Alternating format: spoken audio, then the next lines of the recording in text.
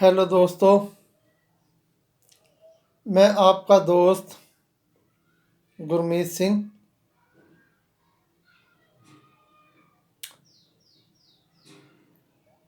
एक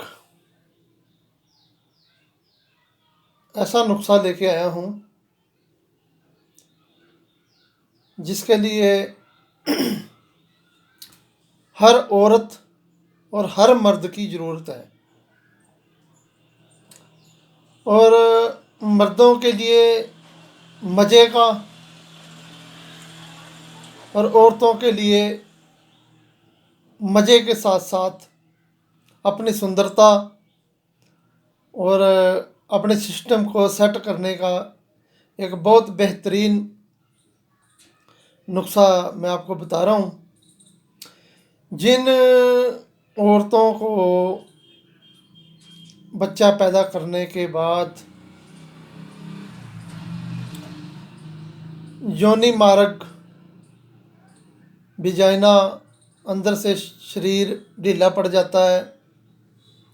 किसी किसी लेडीज़ को तो बच्चेदानी बाहर या बाहर पड़ना, जिसको पंजाबी में बोलते हैं भार पैंदा है, वो भी हो जाता है। गरम गरम सा मांस योनि मार्ग से बाहर निकलने लगता है।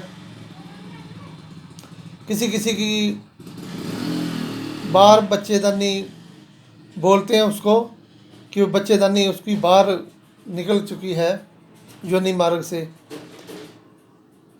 तो बहुत से दोस्त ऐसे हैं जो कहते हैं कि हमें अपनी वाइफ की से सेक्स करने में मज़ा नहीं आता, क्योंकि वो बहुत ढीली और योनि फैल चुकी, यानी जिसको पंजाबी में योनि खुली हो चुकी है।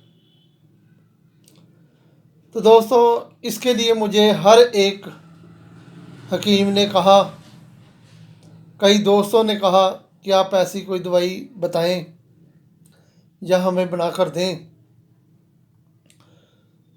कि जिससे जोनी टाइट हो जाए और हमें सेक्स करने में अति आनंद आए। तो उन दोस्तों के लिए, या जिन औरतों ने काफ़ी सेक्स में लिप्त रहती हैं और उनकी जोनी ढीली पड़ चुकी है, अंदर से गंदगी आने लगती है, शरीर ढीला पड़ चुका है, सेक्स करने के बाद उनको पेन महसूस होती है, ऐसे कई मर्ज बन जाते हैं और अंदर लिकोरिया सरासर चलता रहता है, या जिनकी बच्चेदानी इतनी कमज़ोर हो चुकी है कि वो थोड़ा सा भी अपने शोहर से या बॉयफ्रेंड से इश्कबाजी का या थोड़ा प्यार मोहब्बत की या बातें भी करते हैं, तो उनको भी मर्दों की तरह चिपचिपा पानी योनि मार्ग से बाहर निकल जाता है। तो दोस्तों, अंदर से योनि मार्ग से लेडीज के अंदर का जो सिस्टम है वह ढीला पड़ जाता है। मांसपेशियां सिकुड़ने फैलने की जो ताकत होती है उसमें वो कमज़ोर हो जाती है। तो बड़ी आस्ता आस्ता फैलती हैं, आस्ता आस्ता वो अपना मूव करती हैं, अंदर को सिकुड़ती हैं, जिसके कारण ना औरत को मज़ा आता है ना मर्द को मज़ा आता है। और औरत हमेशा बीमारी का आलम सा अपने शरीर में रखती है, जिसके कारण उसको चीस पड़ती है, कमर में दर्द होती है। तो नले जिसको बोलते हैं, नाभि से नीचे नलों में उसको दर्द रहता है। ये सभी कारण एक ही चीज़ क्या है कि उनकी योनि अंदर से जो सिस्टम है वो ढीला पड़ चुका, मांसपेशियों की ताकत ख़त्म हो चुकी है और उसमें लिक्विड उत्पन्न बिना इच्छा से होता रहता है।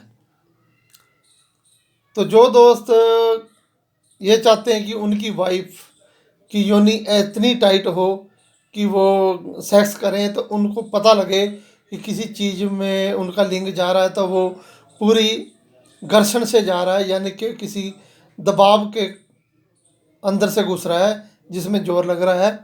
तो ऐसा ही नुस्खा मैं आपको बता रहा हूँ। पर दोस्तों, एक बात का ध्यान रखें कि मुझे बार बार किसी चीज़ के लिए फ़ोन ना करें। यह फ़ोन नंबर जो मैंने फ़ोन नंबर दिया हुआ है, यह केवल व्हाट्सअप नंबर चलता है। आप किसी ने भी कुछ पूछना हो तो वो वॉइस मैसेज करें, लेकिन फ़ोन ना करें। और मेरे चैनल को जो पहली बार देख रहे हैं वो सब्सक्राइब ज़रूर करें और घंटी के ऑप्शन पर भी क्लिक कर दें, ताकि मैं जब वीडियो डालूं उन पे पहले ही नोटिफिकेशन पहुंच जाए, उनको पहली बार में ही उनको पता लग जाए। सो दोस्तों, अब मैं आपको बताता हूँ योनी टाइट करने का सबसे बेस्ट नुस्खा, जो आदिकाल से चला आ रहा है, बुजुर्गों से, जो आज तक फेल नहीं हुआ। सो दोस्तों, इसके लिए आपने क्या करना है, नंबर 1 माई लेनी है। माई को ये ले लेने हैं साफ साफ, ये ब्रीक माई। और ये जो तिनके तुनके आते हैं पंसार स्टोर से, ये सब निकाल कर फेंक देने हैं और साफ़ सुथरी लेनी है। नंबर 2 पे लेना है मोचरस। मोचरस सिमल का गोंद होता है। कुछ पंसारी लोगों को सुपारी के पाग देते थे, पंसारी सुपारी के फूल दे देते हैं, लेकिन वो नहीं होते। लाल से रंग का गोल गोल होता है, उसको बोलते हैं सेमल का गोंद बोल के ले लो, अगर मोचरस का किसी को ना पता हो। नंबर 2 पे मोचरस। नंबर 3 पे फिटकरी। हर एक आदमी को पता फिटकरी क्या होती है। नंबर 4 पे सफ़ेद कत्था। जो सफ़ेद कत्था होता है, ये सारी चीज़ें पंसारी पे एकदम से मिल जाती हैं। सो दोस्तों, आपने क्या करना है, ये सारी चीज़ें संभाग लेनी है। माई, मोचरस, फिटकरी और कत्था। इसको कथ भी बोलते हैं। जो मुहावरा है उसको बोलते हैं कथ। फिटकरी को बरियां करने की ज़रूरत नहीं है। कोई सा भी पूछेगा तो मुझे ये पूछेगा ये बरियां करके लेनी है कि नहीं। इसको बरियां नहीं करना, ऐसे ही लेना है। ठीक है जी। माई, मोचरस, फिटकरी और कत्था, सफ़ेद कत्था, ये चारों को आपने बराबर मात्रा में, मान लो मसलन आपने 1-1 तोला ली तो सारी 1-1 तोला पीसने के बाद बराबर बराबर लेनी है, सारी एकदम से नहीं पीसना।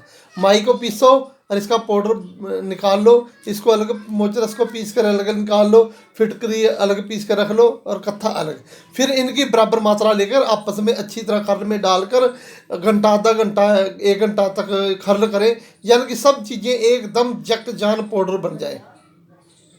उसके बाद दोस्तों आप क्या करें, एक मलमल का कपड़ा लें जिसमें 1 तोला तक यह आपकी औषधि आ जाए, और उसको एक पोटली में बांधकर, इतनी की बड़ी पोटली लें, उस पोटली में बांधकर और ऐसे लपेट कर 1 मिनट,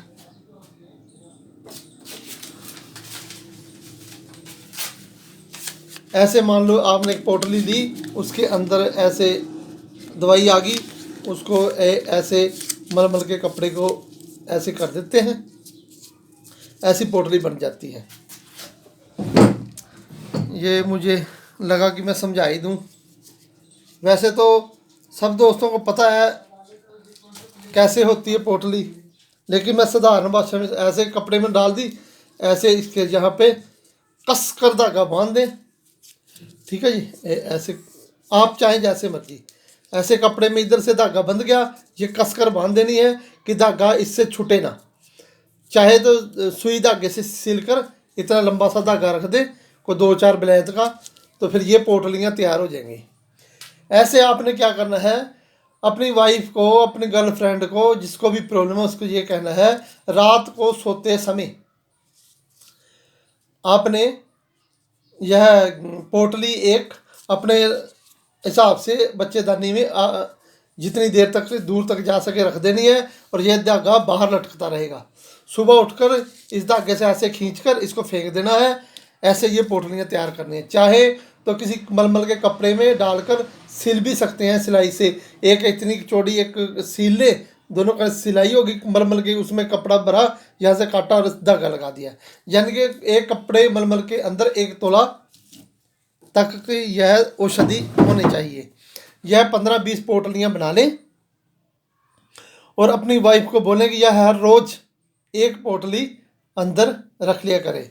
और नंबर 2 पे यह फिटकरी 100 ग्राम फिटकरी 2 लीटर पानी में पीस कर डालकर एक बोतल में रख लें वॉशरूम में।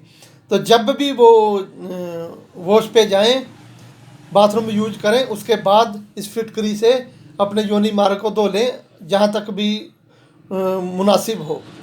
इस फटकरी के पानी से धोते रहें और पोटली रखते रहें।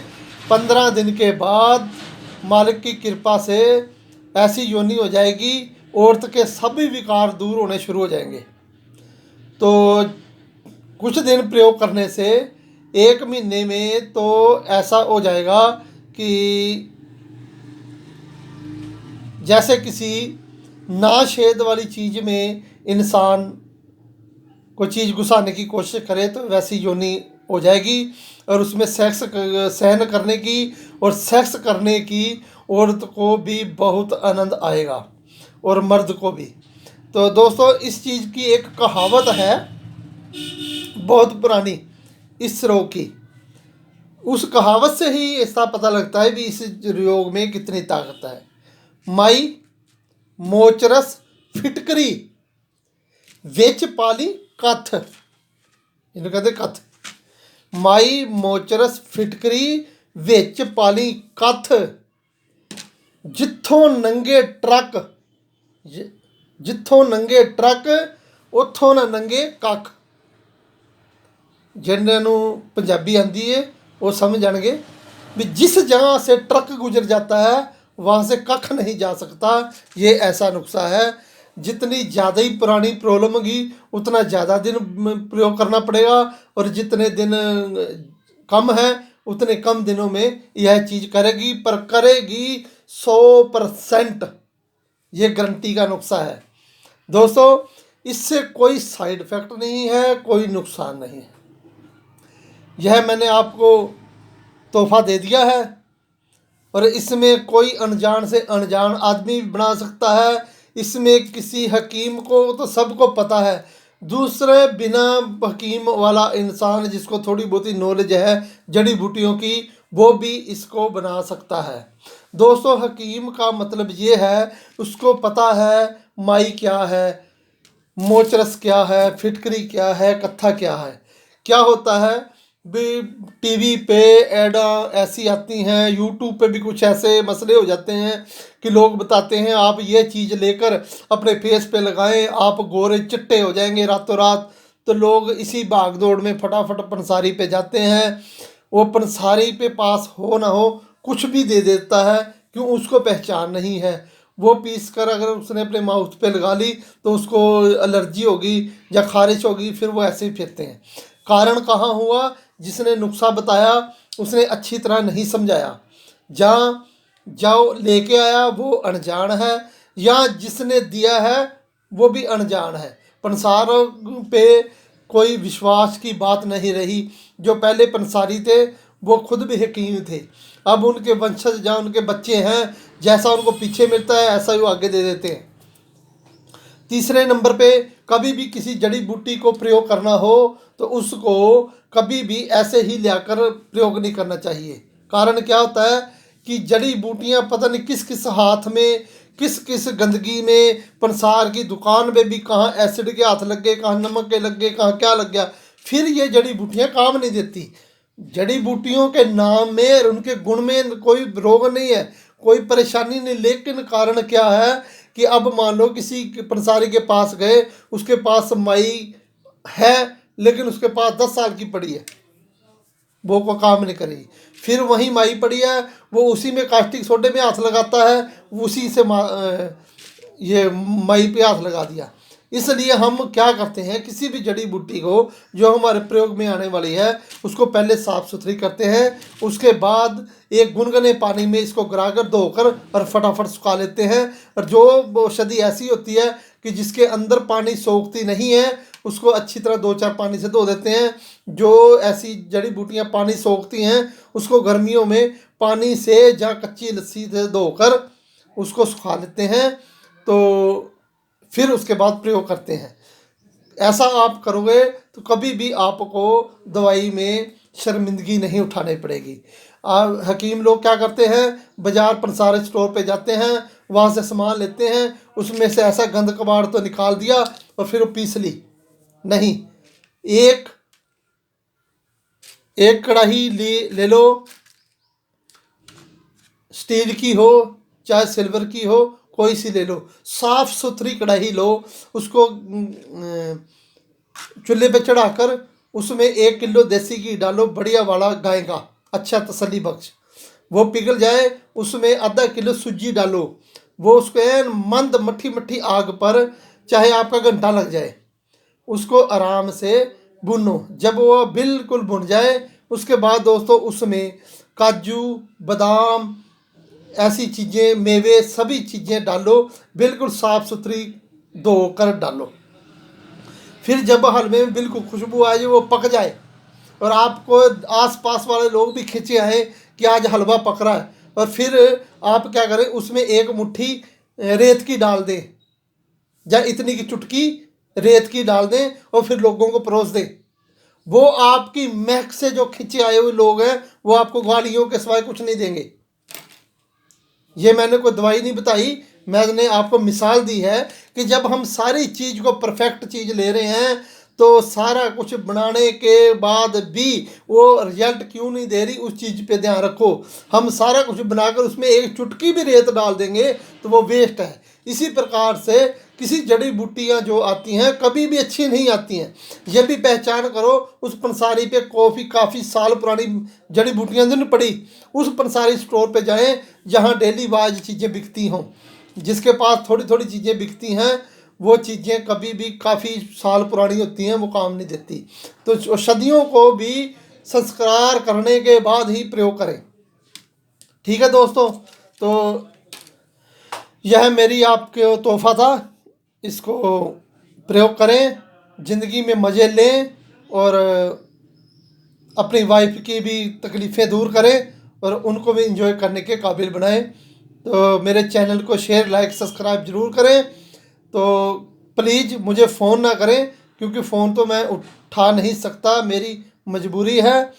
व्हाट्सएप पे वॉइस मैसेज करें और टाइप ना करें। जो टाइप करता है उसको भी नहीं मैं कोई बताता हूँ, और जो मुझे जो चीज़ मैंने समझा दी उसके मुतालिक पूछता है उसको भी मैं कुछ नहीं बताता। वो आदमी केवल मुझे मैसेज करे जो हकीम है। तो धन्यवाद दोस्तों।